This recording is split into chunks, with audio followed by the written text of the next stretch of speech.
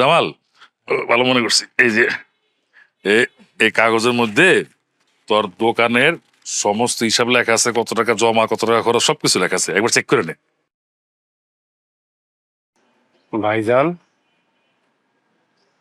তুমি আমারে টাকা পয়সার হিসাব বুঝাই দিতেছো? ভাইজান, মানুষের কথা শুনে তুমি আমার টাকা পয়সার হিসাব বুঝাই দিতেছো?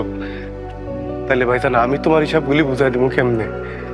ছোটবেলা থেকে আমার যে কোলে পিঠে করে মানুষ করছো, নিজে ভালোটা না খায় ভালোটা আমারে খাওয়াইছো ভাইজান, ওই হিসাবটা আমি কেমনে বুঝাই দিব তোমারে? আমি দূর দেশে থাকি ভাইজান, আমার বাপ মা যে তোমার কাছে থাকে, এই হিসাবটা আমি তোমার বুঝাই দিতে পারবো? আমার বউরে তুমি ছোট বোনের মতো দেখে রাখো। আমি দূরে থাকি, আমি ওর চাহিদা আল্লাহর অনেক কিছু পূরণ করতে পারি না, তুমি বুঝতেই দাও না। সব তুমি পূরণ করো ভাইজান, এই সব আমি কেমনে বুঝাবো তোমারে?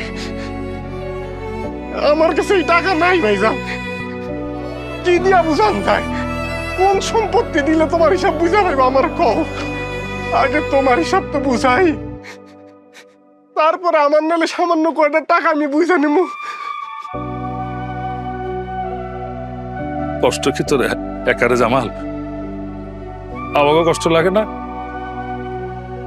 তুই বিদেশ চলে গেলে যখন তোর ঘরে যায় দেখি তুই নাই, তখন মনের অজান্তেই দর দর করে চোখের পানি ধরে পড়ে। অনেক কষ্ট লাগে তখন। এই যে তুই বিদেশে থেকে এত কষ্ট করস, রোদ্রে পুরোজ, বৃষ্টিতে ভিজস, শরীরটারে ঝলসায় ফেলাইছিস, ওই তবুও তো কষ্ট পাস না। কষ্ট করে বুঝতে দেস না। তবে মনটা যেন ওই বাংলাদেশের মাটির মতো উর্বর। মনে কোনো কষ্ট নাই, মনটা একটু বদলাস নাই। তুই এখনো আমার সেই ছোট্ট জামাল আসস, আমার আদরের সেই জামাল।